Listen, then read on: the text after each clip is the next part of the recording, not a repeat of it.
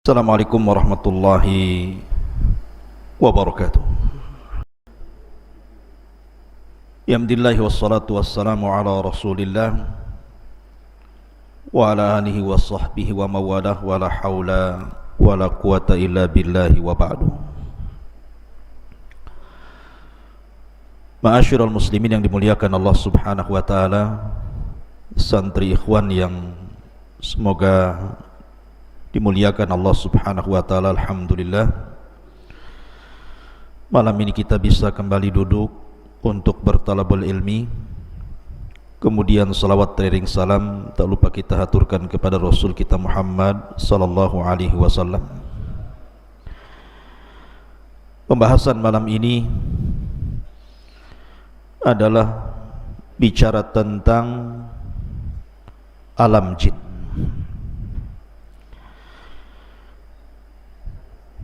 Jadi malam ini kita bicara tentang masalah jin. Apalagi kita di hutan ini banyak jinnya. Jadi biar kita tahu alam jin itu seperti apa. Ma'asyiral muslimin yang dimuliakan Allah Subhanahu wa taala. Bicara tentang jin, maka Al-Qur'anul Karim menetapkan adanya jin, bahkan dijadikan satu nama dalam surat Al-Quran, suratul jin.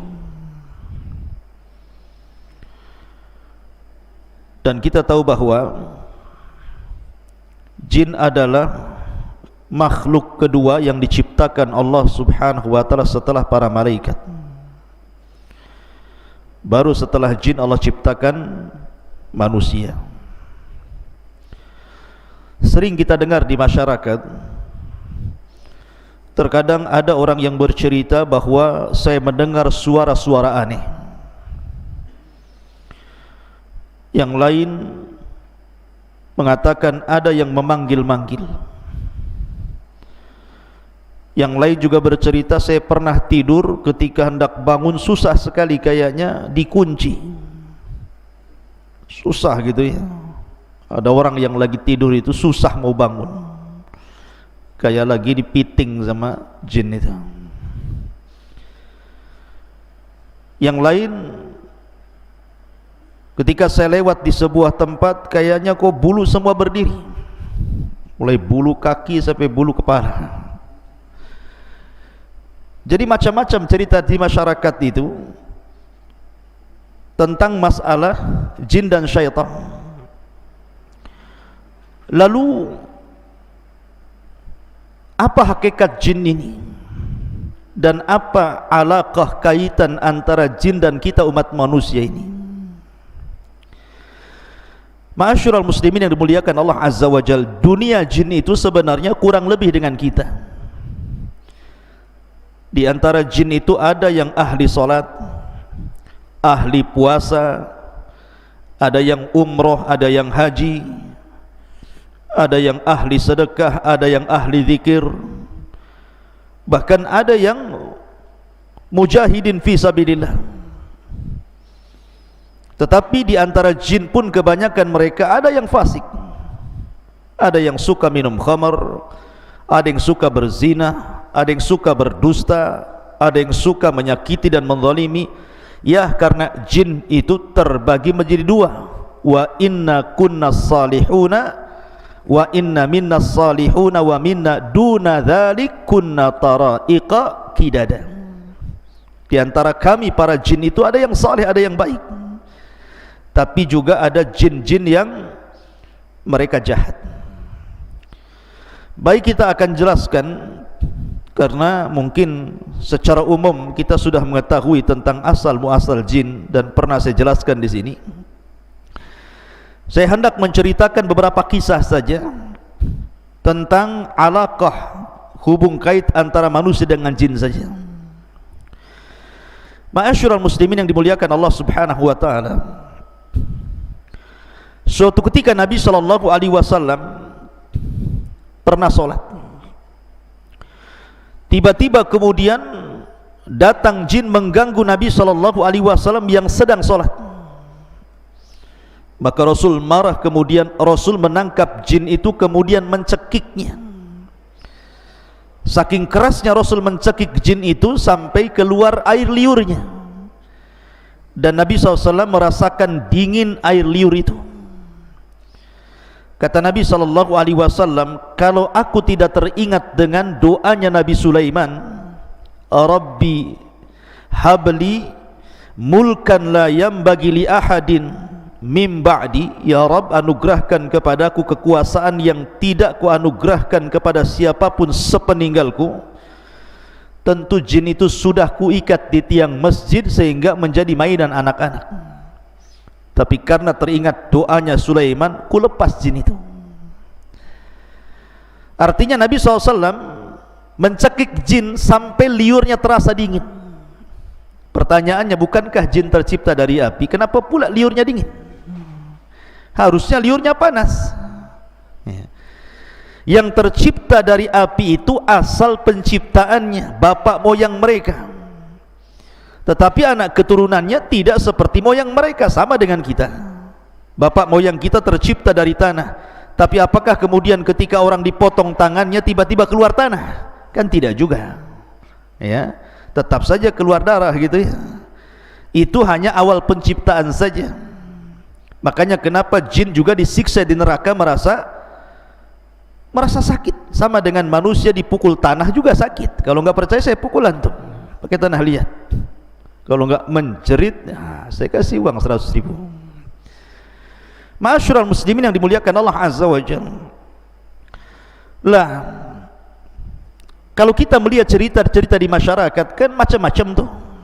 Apalagi penakut. Penakut itu biasanya pohon pisang pun jadi setan biasanya. Coba saja orang yang takut lewat kuburan. Sebenarnya di kuburan tidak ada apa-apa, mungkin ada pelang warna putih. Itu lari terbirit-birit disangka kuntilanak itu. Itu penakut loh ya. Terkadang seseorang yang saking takutnya, mungkin ada kucing nabrak kaleng kongguan kemudian jatuh prang begitu ya. Itu ketakutan disangka ada setan tuh di belakang itu. Atau terkadang kita lihat angin, kemudian ada pohon goyang-goyang, kemudian bayangannya itu ikut goyang-goyang juga kan, nah, disangka setan itu. Langsung bulu kuduk berdiri semua tuh. Pertanyaannya, ikhwatu fiddin muliakan Allah Azza wa Jalla, mungkinkah seseorang itu melihat jin?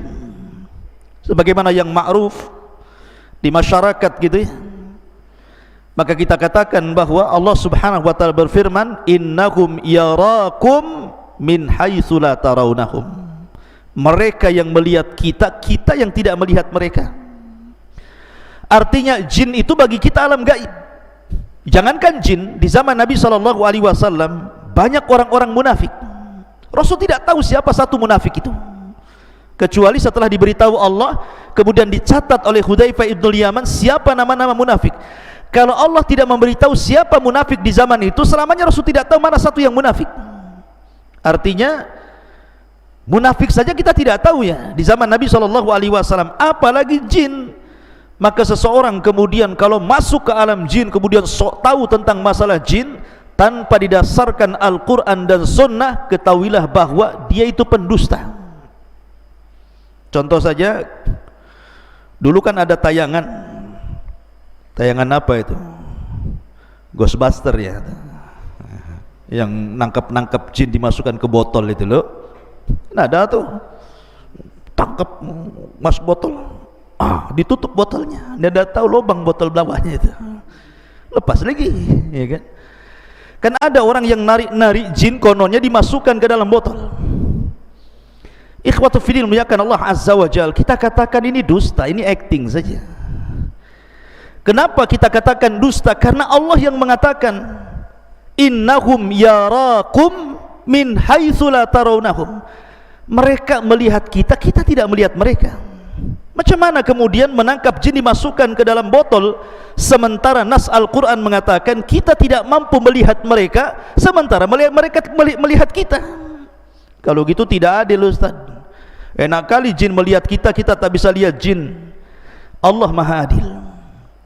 Ketika di dunia kita tidak bisa melihat jin dan jin bisa melihat kita, kelak di sorga Allah balik alamnya, di mana kita bisa melihat jin dan jin tidak bisa melihat kita.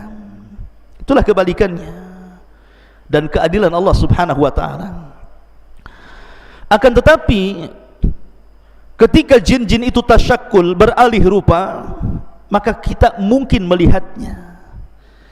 Bisa saja seseorang kemudian melihat ada burung hantu, disangka hantu karena ada hantunya, burung hantu. Kemudian kucing garong warna hitam, disangka setan, ya kan? Padahal garong dia, ya. Jadi mungkinkah kemudian jin-jin itu tasyakkul dan seseorang bisa melihatnya? Maka kita katakan kalau itu yang terjadi bukan dalam bentuk asli, mungkin. Saya akan bercerita beberapa kisah ya di zaman para sahabat. Pertama, kisah Abu Hurairah radhiyallahu an. Suatu ketika Abu Hurairah radhiyallahu an itu ditugaskan Rasul untuk menjaga Baitul Mal, menjaga pembendaharaan Baitul Mal. Rupanya di malam itu ada pencuri masuk ke Baitul Mal mencuri gandum, satu karung, kemudian lari dibopong. Abu Hurairah melihat pencuri ini langsung mengejar, kemudian menangkap. Rupanya pencuri ini adalah orang tua dan mengatakan, ya Abu Hurairah, ana syaikhun kabir faqirun dhu iyalin wa ma ataituka illa min hajatin wa ma asabtu syai'an dunak ma ataituka bla bla bla bla, bahasa kita ya. Maka syaitan mengatakan, ataupun orang ini mengatakan pencuri ini, ya Abu Hurairah, saya ini orang tua, fakir, punya keluarga, dan saya tidak mungkin mencuri kecuali karena sebuah hajat, kebutuhan, karena mereka butuh makan, makanya aku terpaksa mencuri. Lepaskanlah Abu Hurairah. Akhirnya Abu Hurairah karena kasihan dilepaskanlah pencuri ini. Keesokan harinya berjumpa dengan Rasul. Sebelum kemudian Abu Hurairah bercerita, Jibril sudah ngasih tahu, dan Rasul sudah mewanti-wanti, ya Abu Hurairah, fa innahu sayaudu al-bariha fa innahu sayaudu fil lail. Wahai Abu Hurairah, orang itu akan kembali nanti malam. Betul, rupanya malam kedua mencuri lagi, ketangkap lagi, minta uzur lagi, dilepas lagi. Sampai ketiga kali Abu Hurairah mengatakan, tidak, ini sudah ketiga kali kau mencuri, tidak mungkin aku lepas, akan kuhadapkan kau kepada Nabi SAW. Maka orang ini mengatakan, gini saja wahai Abu Hurairah, lepaskan saya. Maukah ku ajarkan kepadamu, maukah ku ajarkan kepadamu sesuatu yang kalau kau baca setan akan lari darimu, setan akan lari darimu. Kemudian orang ini mengatakan, ya Abu Hurairah, apabila engkau hendak beranjak ke pembaringanmu, bacalah suratul kursi, maka tidak ada setan yang bisa mendekatimu sejak kau tidur sampai kau bangun. Habis itu Abu Hurairah melepaskan orang ini. Keesokan harinya dia berjumpa dengan Nabi SAW dan mengatakan, Abu Hurairah, tahukah kamu orang yang kau tangkap 3 malam berturut-turut itu? Kata Abu Hurairah, Allah wa Rasulullah alam, saya tidak tahu wahai Rasul. Kata Nabi SAW, fa innahu syaitan, dia adalah setan, dia adalah jin yang menyerupai manusia sebagai pencuri. Sadaqaka wa huwa kadzub. Untuk masalah ini maksudnya ayat kursi yang kau baca, dari semenjak kau tidur sampai kau bangun dan kau tidak akan diganggu syaitan, ini benar. Khusus masalah ini saja, sadaqaka wa huwa kadzub. Tetapi masalah yang lain, dia pendusta. Kebanyakan setan itu pendusta, khusus masalah ini dia benar, gitu maksudnya. Dari sini menunjukkan bahwa Abu Hurairah menangkap pencuri, dan pencuri ini rupanya jin yang tasyakkul, yang berubah bentuk. Makanya kalau seandainya ada seseorang sudah meninggal, dan saya punya cerita di kampung di Majalengka sana. Jadi ada preman mati. Preman bisa mati juga gara-gara minum tuak oplosan, ya. Jadi minuman keras, oplosannya nggak kira-kira, pakai spiritus. Antum tahu spiritus? Ya.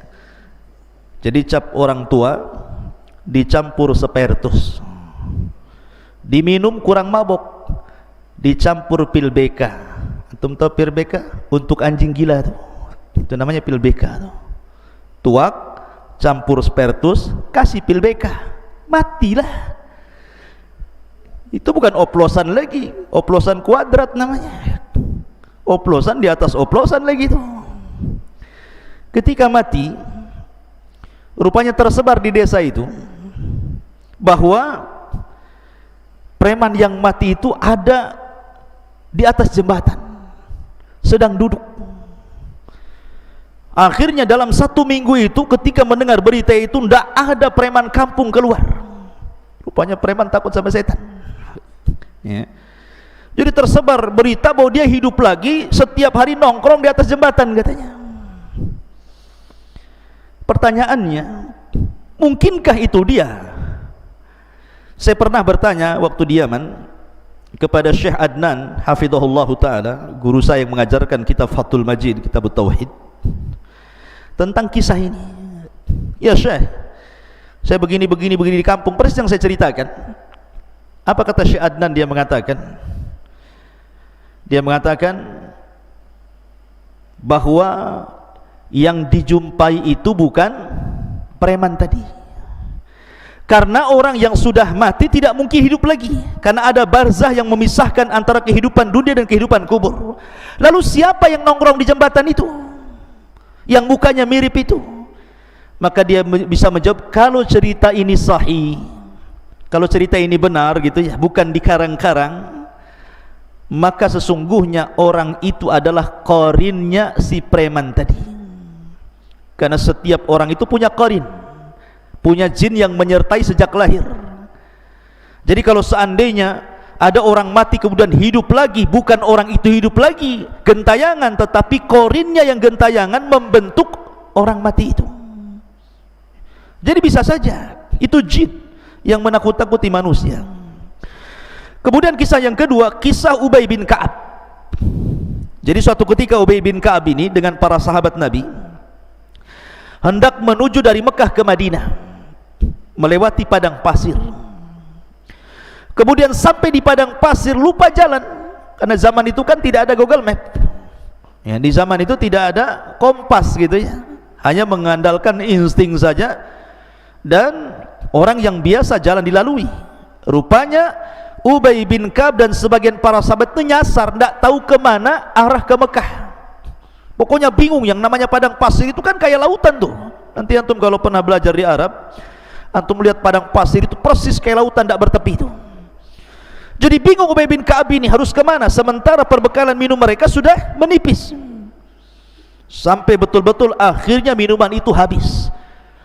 Akhirnya mereka berusaha mencari air. Jadi ke arah selatan tidak nemu air, ke arah barat tidak nemu air, pokoknya semua arah dia berusaha jelajahi, tetapi tidak ada air juga. Sampai akhirnya datang laki-laki yang sangat besar, badannya besar sekali kayak raksasa gitu ya.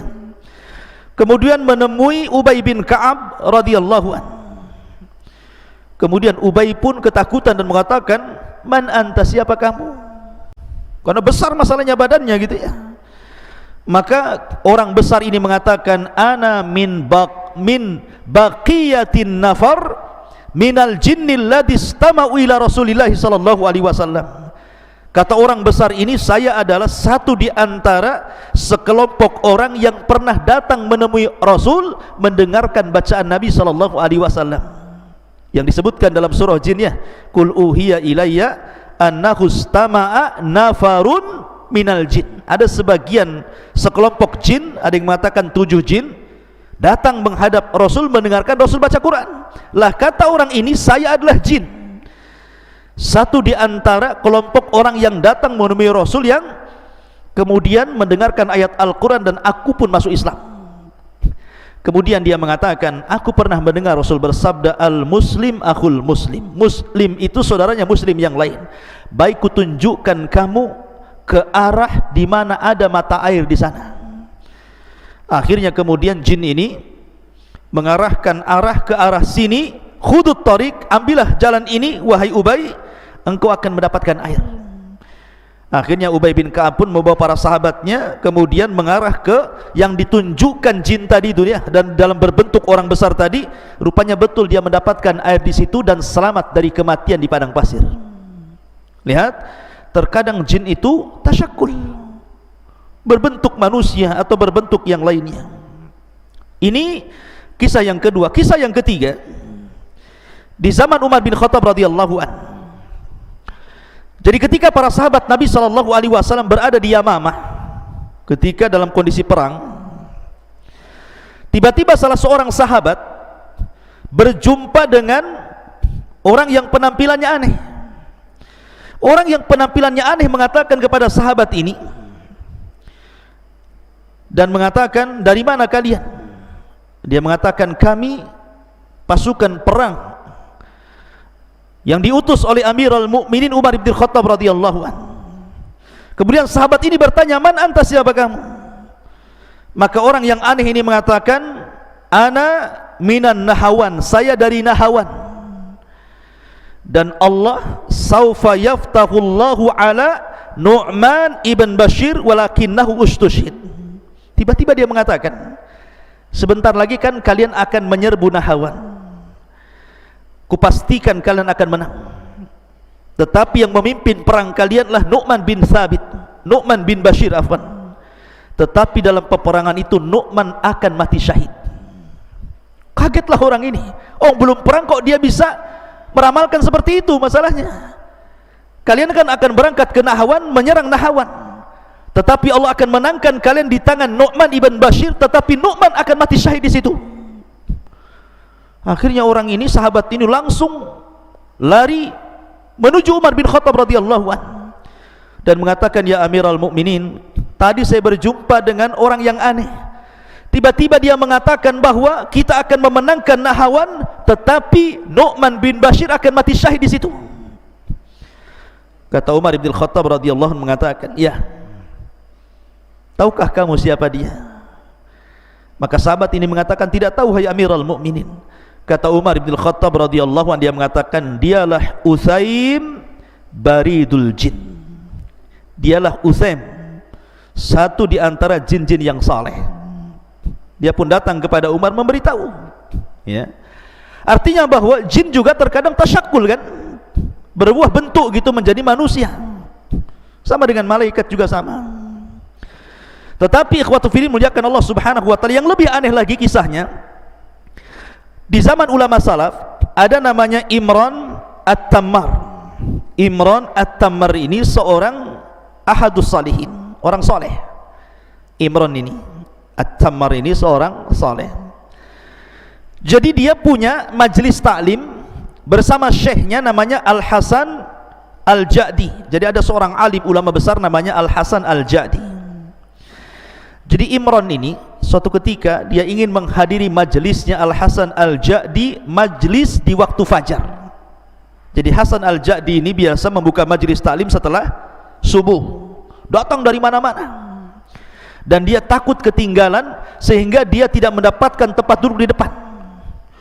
Maka dia datang pas bertepatan malam itu, malam Jumat, dia datang pagi-pagi buta. Jadi jam 3 malam itu sudah datang dia ke masjidnya Al-Hasan Al-Ja'di ini. Ketika sampai di masjid, masjid tertutup semua. Semua tertutup masjid, tidak ada yang terbuka, terkunci semua masjidnya. Anehnya, di dalam masjid itu terdengar suara Syekh Al-Hasan Al-Ja'di sedang qiyamul lail, sedang tahajud, dan dikeraskan bacaannya. Jadi ketika dia membaca ghairil maghdubi alaihim waladhdallin, tiba-tiba terdengar suara amin, seolah-olah masjid itu penuh, terdengar suara amin semuanya. Jadi Imran At-Tammar ini heran, ini masjid terkunci. Kemudian di dalam masjid itu Syekh Al-Hasan Al-Ja'di sedang sholat malam tahajud.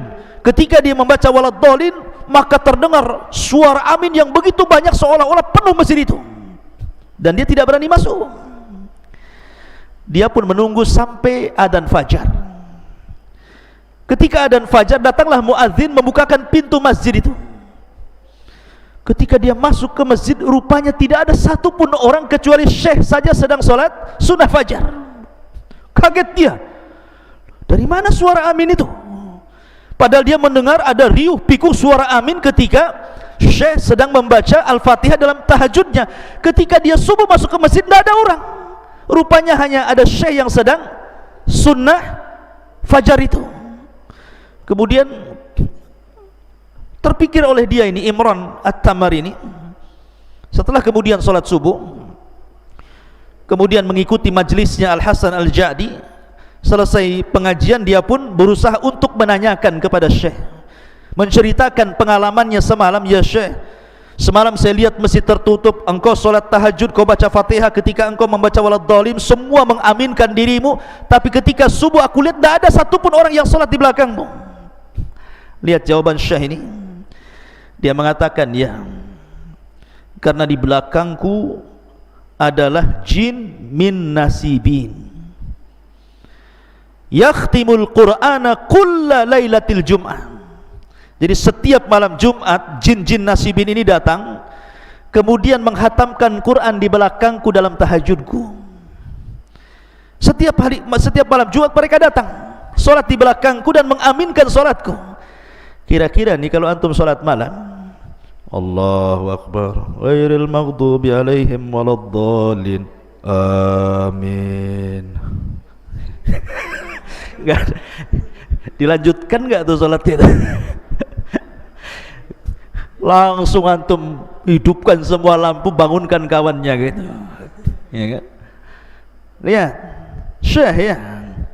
Artinya bahwa jin-jin juga ada alaqah dengan kita, ada hubung kait dengan kita, maksudnya dengan manusia. Ma'asyiral muslimin yang dimuliakan Allah Subhanahu wa taala. Tetapi ada juga jin-jin itu yang jahat, ikhwan. Tidak semua jin itu baik. Wa inna kunna salihuna wa inna minna salihuna wa minna duna dzalik. Kunna tara'iqa qidada. Jadi kami ini bertingkat-tingkat. Jadi memang jin itu kebanyakan mereka fasik dan kufur, berusaha untuk menyakiti kita anak Adam dan berusaha untuk menyeret kita untuk mengikuti mereka. Tetapi gangguan apapun dari jin itu tidak mungkin sampai kepada kita kecuali memang takdir yang Allah telah catat. Makanya Allah mengatakan, la inistama'u ala an yadhurruka bi syai'in lam yadhurruka illa bi syai'in qad kataballahu lak. Kalaulah satu dunia jin itu berkumpul hendak memberikan madarat kepadamu, tidak mungkin madarat itu sampai kecuali memang sudah ditetapkan dalam takdir Allah. Jadi tidak perlu takut antum. Kalau ada dukun datang kepada antum, saya sihir kamu, sihir sajalah. Sambil nyantai ya, saya sihir kamu, silahkan sihir saja ya. Tapi tidak perlu sombong, sihir saja ya. Emang siapa kamu ya, kuruqyah kamu. Jadi tidak perlu kita sombong. Yang penting kita yakin bahwa kalau mereka mengancam sihir, sihir itu tidak mungkin terjadi kecuali karena izin Allah Subhanahu wa taala. Dan jin itu ada titik kelemahannya. Saya contohkan sebuah kisah. Di zaman Nabi SAW, jadi Imam Hakim meriwayatkan dari Ya'la bin Marrah, dari bapaknya, dia mengatakan, aku safar bersama Nabi. Tiba-tiba aku melihat sesuatu yang sangat ajaib, yang sangat takjub, menakjubkan gitu ya. Karena ketika di perjalanan, rupanya ada seorang wanita bersama anaknya. Anaknya ini sakit-sakitan selama 7 tahun, selalu pingsan, kemudian siuman, pingsan lagi. Pokoknya selama 7 tahun itu 2 hari sekali pingsan dan sakit parah, nggak bisa ngomong. Sehingga kemudian ketika berjumpa dengan Nabi SAW, Rasul bertanya dan mengatakan, kenapa anakmu itu? Maka ibu ini mengatakan, boleh jadi dia terkena syaitan wahai Rasul, tolonglah obati anakku.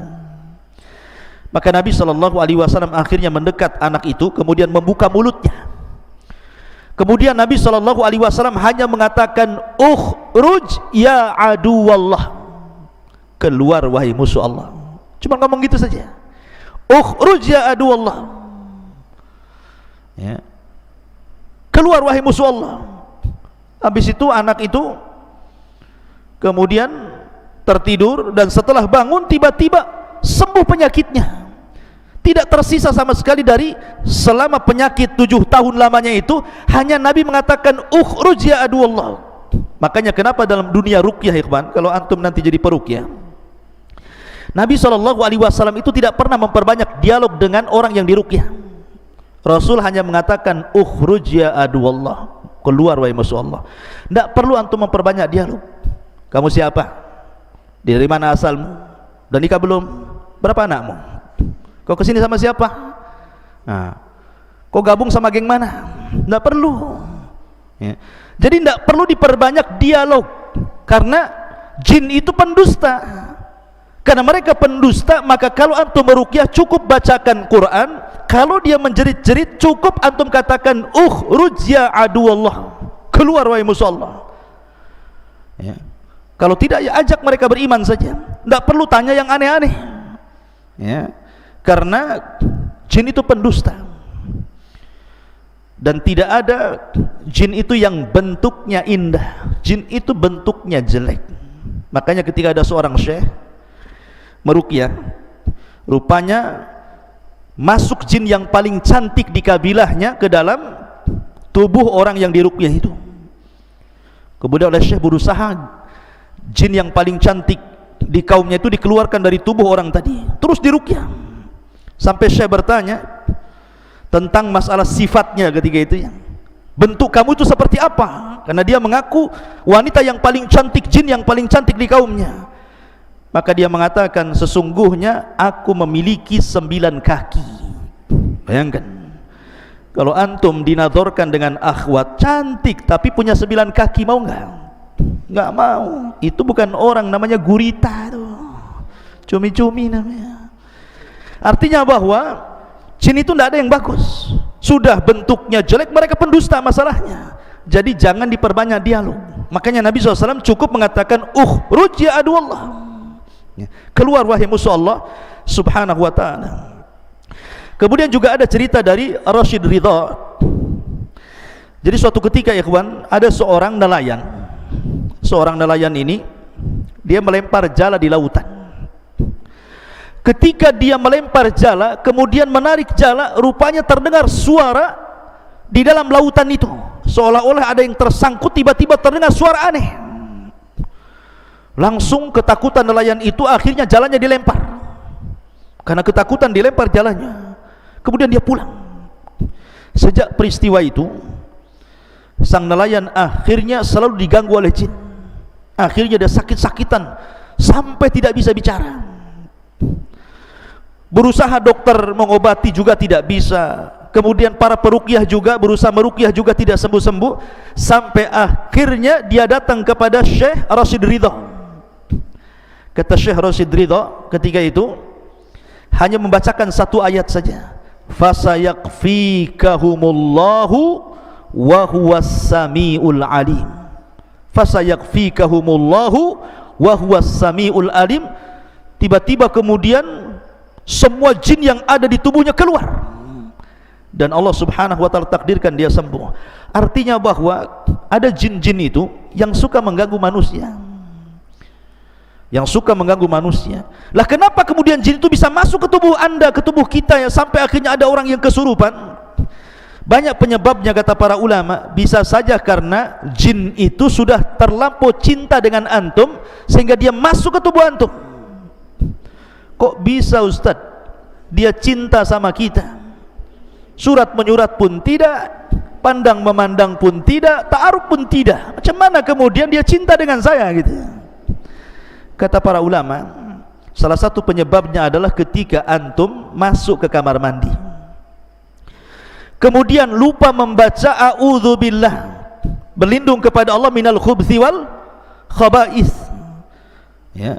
Kalau orang lupa berlindung kepada Allah dari khubthi, setan laki-laki, wal khaba'ith, dan setan perempuan, maka dipastikan ketika antum telanjang di kamar mandi itu, maka aurat kita bisa dilihat oleh syaitan.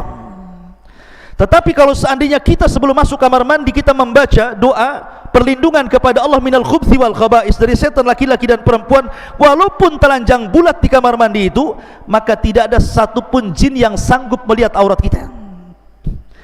lah orang yang tidak pernah membaca doa ketika masuk khala, masuk kamar mandi, maka dia setiap hari jin itu menonton aurat kita. Karena setiap hari menonton aurat kita, akhirnya jatuh cinta.